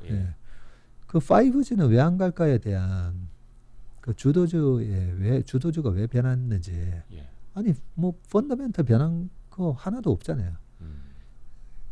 그게 왜 어떤 그 업황에 큰 악재가 없어도 이 주도주가 변하는지 그 부분을 적어놨는데, 요거 적을까 말까 하다가 우리나라의 금융강국을 꿈꾸면서 저는 우리 제 주변에 저는 우리 민간 단계에서 수많은 그 슈퍼개미들이 나와야 된다 보거든요. 그러면 슈퍼개미들이 사실 많이 나오면 나올수록 저희가 먹고 살 거는 없지만 우리나라가 금융 강국이 되려면 하여튼 제도권이든 비제도권이든 예. 설사 우리 경쟁사에서도 많이 좀 서로 이런 노하우를 공유를 해서 아시는 게 좋겠다 해서 결국 적긴 적었는데 네. 그 내용에 보면 그런 얘기들이 엑기스가 몇 가지 있습니다. 몇 가지. 그렇죠. 그건 이제 책을 통해서 보시면 되겠고. 박노철님이 그 사우나 어딘지 궁금하다고. 사우나 찾아오시게요. 사우나보다도 그 요즘은 축구장 폐쇄해가지고 네 축구장 지금 축구장 안 돼요? 분할이요? 예 폐쇄됐어요. 사우나는 하는데요? 예 축구장은 체육시설은 폐쇄돼가지고 또 안 되고. 그래서 얇아지는 제 허벅지를 보면 걱정이에요. 그렇구나. 네, 반포종합 운동장으로 오셔도 됩니다. 토요일 날. 근데 이제 언제 재개될지는 또 그건 또 네, 모르니까. 아직까지는 모르고요. 아이고 참 그렇습니다. 그 책에 보니까 어머님의 사랑도 굉장히 많이 느껴지더라고요. 네. 사실 전무님이 연말이었던가요? 연초였던가 그때 어머님께서 이제 그 이제 그림하고 네. 글귀를 담으신 달력을 이제 저한테 선물해 주셔서 너무 감사히 집에도 이제 달아놓고 있는데 어머님의 휘호를 담아 놓으셨어요. 여러 개를. 네. 그 어떤 의미에서? 그 책을 적다 보니까요. 우리가 멘탈 관리가 되게 중요하잖아요. 예. 주식 시장은 제가 단언컨대 IQ가 좋다고 주식 잘하는 건 절대 아니에요. 그렇죠? 네. IQ가 좋아서 주식 잘하는 거면 아이작 뉴턴부터 아인슈타인 이런 사람들이 다 주식 재벌이 돼 있어야 돼요. 근데 그 방금 얘기한 두 사람들 다 주식 해가지고 망했어요. 네. 그래서 절대 IQ가 높아서만 되는 건 아니고요. 네. 윤대현 교수님이 공감이라는 단어를 많이 쓰셨는데 그 심리학 예, 교수님이시라고. 정신과 의사 네. 하시고 3% 상담소 할 때 제 옆에 앉아 계시는 네. 그게 공감 능력이 사실 좀 뛰어나야 되고요. 네. 그런 공감 능력이 뛰어나려면 우리가 좋은 글도 많이 읽어야 되고요. 저 같은 경우에는 이제 뭐 TV 뭐 최근에 뭐 또 무슨 TV가 뭐 드라마가 유행한다고는 하지만 네. TV는 잘 안 보지만 천만 영화 이런 거는 꼭 봅니다. 왜 사람들이 대중들이 저 영화를 저렇게 좋아할까? 그래서 기생충도 저는 나중에 막 다 내리고 난 다음에 비행기에서 보긴 했거든요. 네. 네. 와 사람들이 감탄할 만하구나. 그런 것처럼 그래서 이제 정신적인 훈련을 많이 해야 되는데 다행히 저희 어머니가 이제 아마추어로 한 40년 동안 서예를 하시다 보니까 네. 다음에 그 송파구청에서 하는 올림픽체육공원에서 가끔씩 그 무슨 문화 행사 같은 거 할 때 네. 저희 어머니가 그 전시를 하세요? 가훈 써주기 그 아우. 무료 봉사하시거든요. 무료 봉사로. 야 이것도 거의 올림픽 공원에 하시겠네. 뭐 그런 거 있으면 가셔가지고 예. 가훈 써달라고 하셔도 돼요. 오. 그래서 저희 어머니한테 제 멘탈 관리를 하는데 꼭 필요할 것 같은 그런 네. 좋은 글들을 많이 써서 저희 집에 막 주렁주렁 달려 있어요. 그 중에 하나가 이제 가장 첫 장에 나오는 금신전선 상류시비 이런 것도 있고 네. 이순신 장군이 하셨던 이순신 말씀. 장군이 하셨던 부분부터 보건검소함에서 나오고 뭐 환원과역에서 나오고 뭐 이런 얘기들부터 그런 글들을 저도 이런 글들을 보면서 멘탈 관리를 했듯이 우리 투자를 하시는 분들 멘탈 관리 하시는데 조금이라도 도움이 되라고 어머니 작품을 이제 좀 올려놨습니다. 네. 또 항상 또 그 겸손의 네. 자세를 또 되게 이제 강조를 해 오셨고 또 박세익 전무님의 어떤 투자 멘토를 통해서도 항상 이제 겸손해야 된다라는 자세를 이제 많이 받으셨다라고. 많은 주린이 분들이 작년에 또 돈을 많이 버셔가지고 약간 네. 이제 어깨가 이렇게 많이 올라가신 분들이 좀 있었거든요. 그런 분들이 또 보시면은 좀 좋을 것 같습니다. 그런 부분은. 그 책에 그런 문구가 나옵니다. 자연 앞에 우리가 또 겸손해야 된다. 예. 근데 사실 시장이라는 게 자연과 비슷하다. 왜냐하면 80억 명의 인구가 만들어내는 크고 작은 경제 현상도 자연의 일부다라는 네. 말씀이 왜 우리가 미스터 마켓 앞에서 겸손해야 되는지를 함축적으로 말씀해 주시더라고요. 제가 써놓고 더 잘 썼다 싶어요. 그거는 자연업 아니 무슨 주식시장 시스템이 무슨 자연이야. 네, 그렇죠. 네, 네, 그래서 제가 어떻게 이렇게 자연에서 나타나는 현상이 주식시장에서 나타날까 그런 고민을 하다 보니까 결국 사람이 매매하는 거잖아요. 네. 그런데 우리 사람의 몸에 그 동물적 본능이 엄청나게 이 매매에 작용을 하거든요. 그 동물적 본능 때문에 나타나는 이런 여러 가지 경제 현상들. 이게 그 아프리카 초원에서 누떼들이 움직이고 뭐 하이에나가 그 사냥하고 이런 거 하고 다를 바가 하나도 없더라고요. 그렇다면 이제 항상 더 마들랜드 자연을 겸손하지 않았다가는 큰일 나죠. 네, 맞습니다. 제가 재밌는 얘기 하나 해드리면 제가 네. 94년부터 이 업계에 들어와서 95년도에도 모임을 만들어 가지고요. 네. 모임을 하는데 그 중에 어떤 분이 그런 얘기를 하셨어요. 모든 이 세상에 크고 큰 사건들, 네.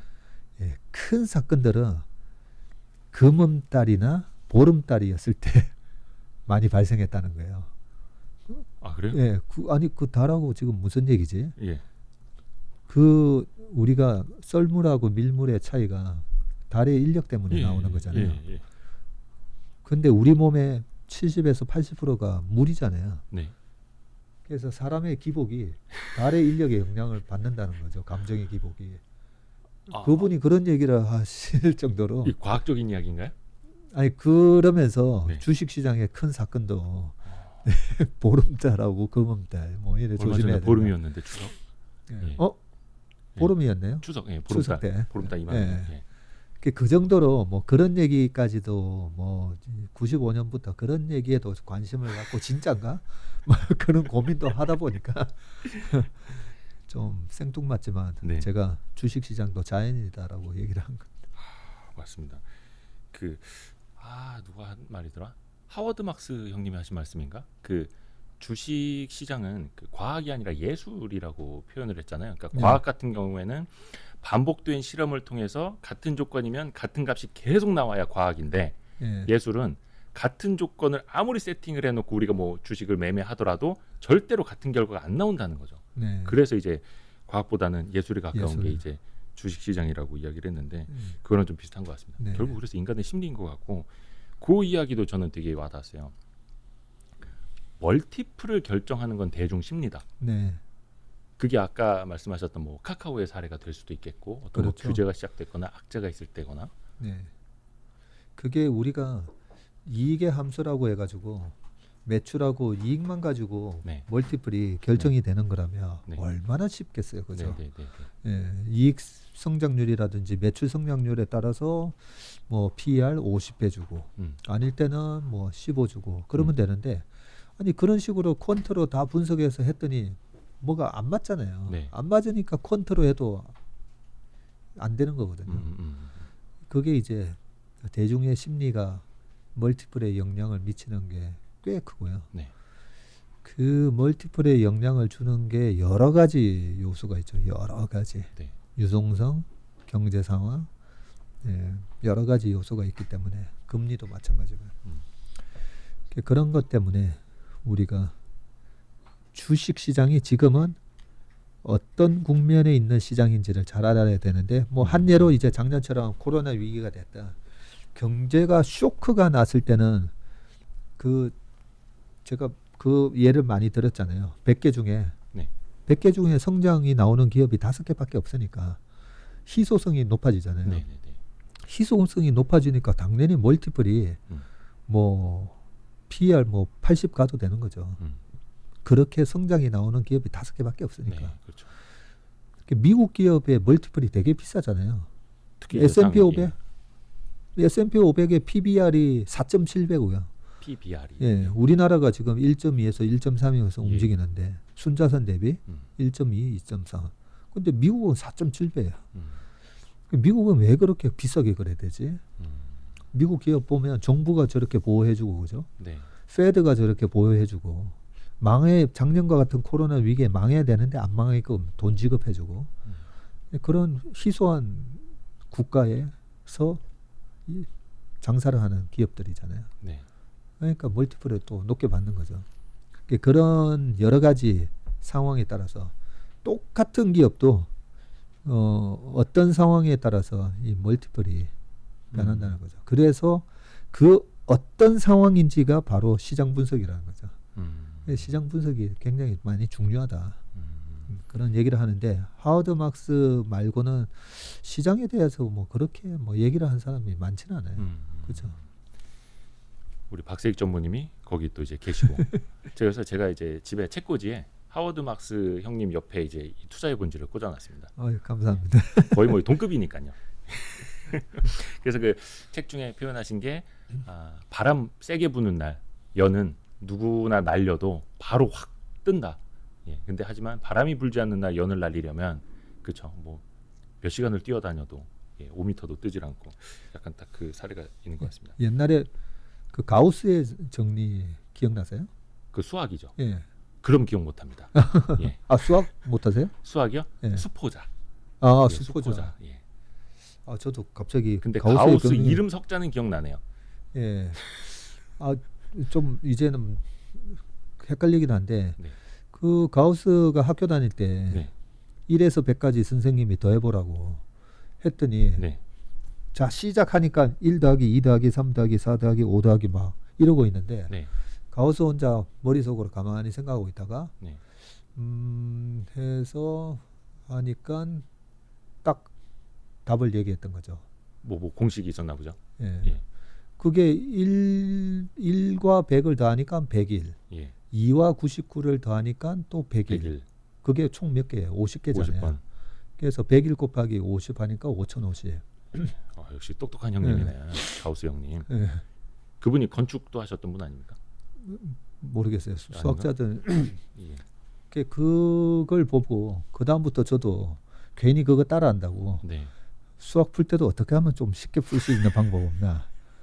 좀 그러다 보니까 사람이 되게 게을러져요. 안 좋은 점은 생각이 많아지면서 되게 게을러져요. 그래서 저는 제가 절대 뭐 부지런한 사람이라고 얘기를 안 하는 이유가 주식시장도 일을 하면서 어떻게 하면 좀 쉽게 돈을 벌 수 있는 방법이 없나.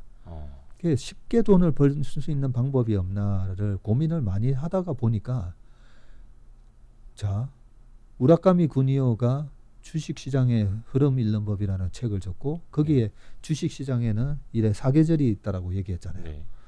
금융정세, 실적정세, 역실적정세, 역금융정세 이렇게 있는데 그러면 우리는 다들 실적정세 경기가 회복되고 실적정세에 돈을 많이 벌 수 있다라고 생각하지만 그게 아니라고 얘기했잖아요. 금융정세가 돈을 제일 벌기 쉽다라고. 그런 것처럼 적벽대전에 보면 조조의 100만 대군은 촉과 오의 연합군이 야 큰일 났다 항복하자 뭐 이런 얘기도 나왔지만 결국은 바람 방향이 딱 동남풍에서 북서풍에서 동남풍으로 딱 바뀌는 순간 전세가 역전이 돼버린 거죠. 전세가 역전이 되면서 그냥 화공 하나로 그냥 100만 대군을 그냥 초토화시켜 버리죠. 그 정도로 이 주식시장의 이 바람 강세장이 부는 이 강풍이 부는지 안 부는지 중요하다는 거죠. 그 필살기 제가 뭐 얘기해놨지만 우리가 돈을 벌 때 제일 돈 벌기 좋은 장이 작년처럼 그렇게 박살난 장. 박살나고 바로 페드가 딱 개입했을 때 페드가 개입하면 바로 우리도 액션 들어가면 돼요. 그래서 이제 바람 불 때 연 날리고 물 들어올 때 배 띄운다는 이게 중요한 게 시장을 어떻게 알아? 시장을 어떻게 알아? 그냥 좋은 기업 발굴해서 하면 되지라고 했다가 작년에 박살나잖아요. 2008년 금융위기 때도 애플, 아마존 전부 다 마이너스 67%, 78%씩 빠져요.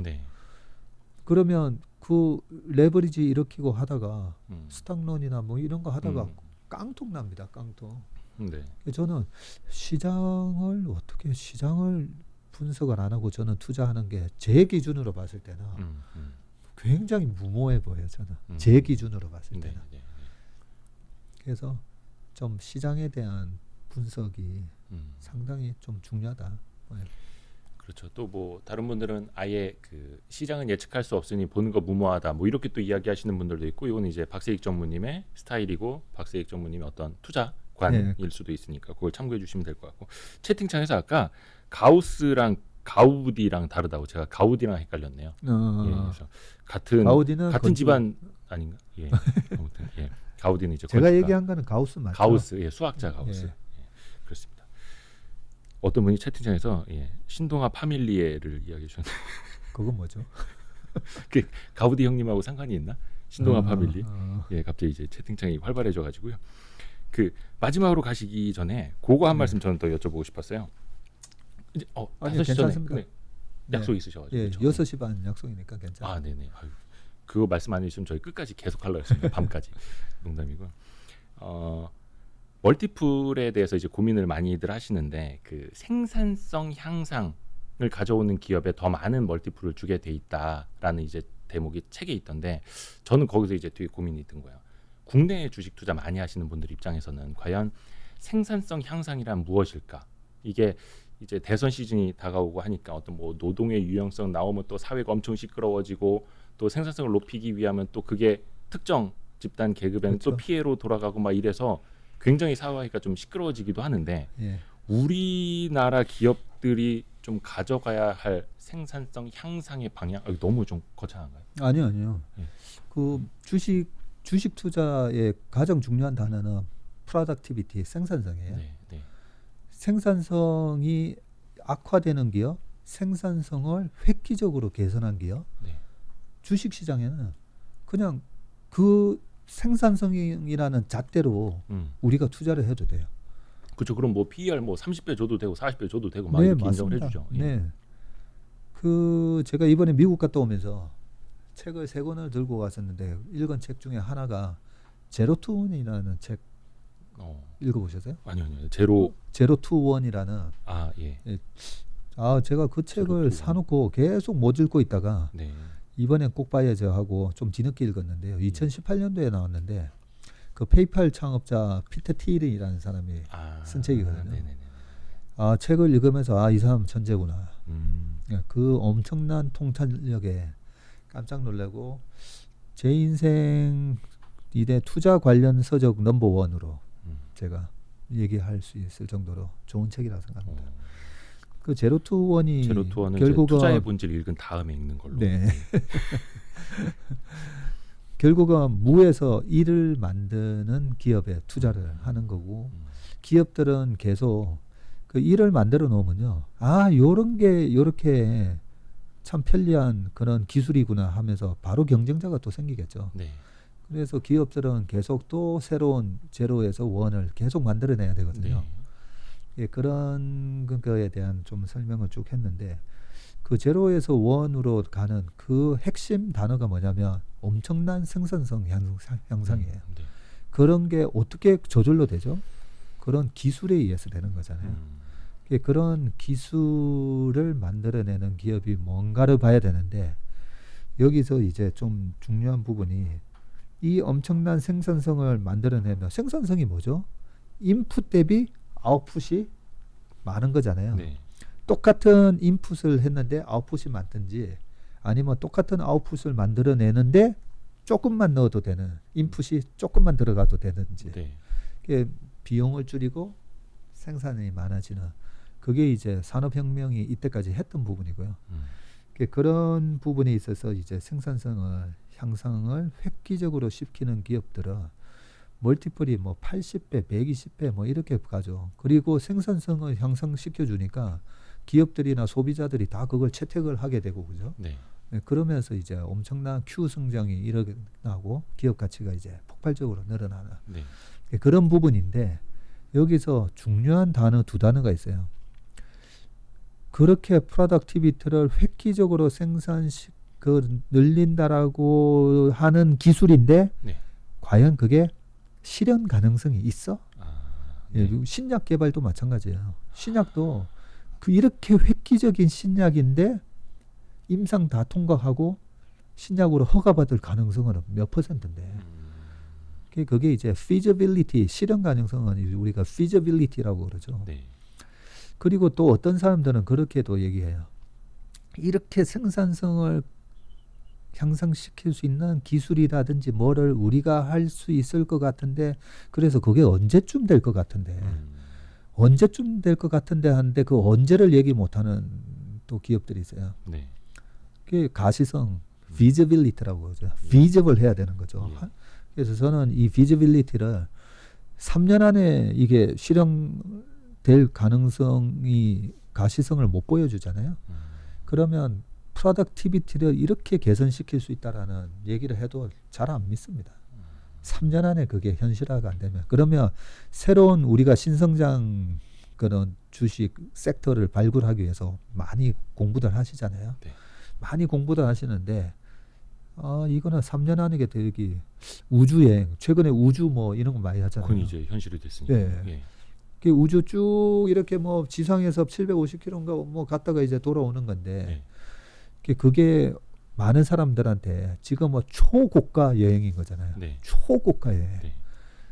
람보기니나 뭐 이런 초고가 차를 만드는 회사 주가가 반드시 높은 건 아니잖아요. 대중화가 되는 모멘텀을 타야 되는데 저 우주 여행이 우리 일반화되는 이게 마켓 페네트레이션이라고 해가지고 스마트폰이 됐든 자동차가 됐든 과거에 1908년도에 포드 자동차가 처음 나오면서 그래서 마차에서 자동차로 대체되는 그 시장 점유율이 20%에서 시장 점유율이 아니고 이제 시장에 침투하는 침투율이 20에서 한 60 갈 때까지 주가가 엄청나게 오른 것처럼 그러니까 우주여행이 그게 이제 그 버블붐이라는 책에서는 이제 이 5%를 넘었을 때 이 고성장 곡선이 나온다고 그러거든요. 우주여행이 우리 전 세계 인구의 5%를 초과하는 시점이 언제일까? 3년 안에 오겠습니까? 5년 안에 오기도 힘들겠죠. 10년 안에도 저는 오기 힘들다고 보는데 네, 그런 기업들은 과감하게 이제 포기. 왜냐하면 그것까지 공부하기에는 너무 멀다. 제가 얘기했잖아요. 시험 공부. 시험 범위. 지금 당장 시험 범위 공부하기도 급한데 너무 먼 미래를 공부하기에는 그 효율성이 떨어진다는 거죠. 그래서 우리가 성장도 투자할 때 프로덕티비티 생산성이 제일 중요한데 3년 안에 그리고 방금 우주여행 같은 경우에는 생산성하고는 다른 획기적인 어떤 즐거움을 주는 거잖아요. 그래서 획기적인 즐거움을 주는 거 그런 거는 이제 레저나 엔터테인먼트에서 많이 우리가 찾을 수가 있는데 그 두 가지가 3년 안에 가시적으로 이 가시성 그리고 실현 가능성을 봐서 우리가 멀티플을 적용시켜야 된다. 좋습니다. 그 사실 저희가 그 약속된 시간이 한 5시까지였어가지고 정말 좀 뭐라 해야 되나 좀 찐 이야기들을 하나하나 제가 끝까지 많이 잘 들은 것 같아가지고 너무 감사합니다. 이 질문을 우리 이 기자님 역시나 좀 이 주식이 깊이가 있다 보니까 아닙니다. 오늘 새로운 좋은 질문들을 되게 많이 해주셨어요. 감사합니다. 사실 그 제가 했던 질문들 대부분이 투자의 본질이라는 책 안에 다 있는 내용입니다. 그래서 약간 거기서 좀 제가 조금 더 궁금한 것들만 더 여쭤본 거고요. 그래서 진짜 에센셜인 만큼 투자의 본질만큼은 꼭 한 번씩 일독하시기를 저는 이제 개인적으로 진짜로 권해드리고요. 저희 집에는 하워드 막스 책 옆에 꽂혀 있다는 거. 그래서 다음에 어떻게 또 이제 기회가 될지 모르겠습니다만 원체 바쁘셔가지고 우리 박세익 전무님, 체슬리 주식회사 박세익 전무님 기회가 되면 한 번 더 모시도록 하겠습니다. 우리 또 채팅창에 함께해 주신 분들 너무 감사하고요. 참 이제 5시가 됐으니까 우리 KB증권 프라임클럽 키맨님 모셔가지고 시황 정리하고 또 다른 이제 투자 전략도 한번 짜보도록 하겠습니다. 잠깐만 기다려주세요. 잠깐만 전무님 먼저 보내드리고요. 너무 고맙습니다. 감사합니다. 고생하셨습니다. 감사합니다. 예.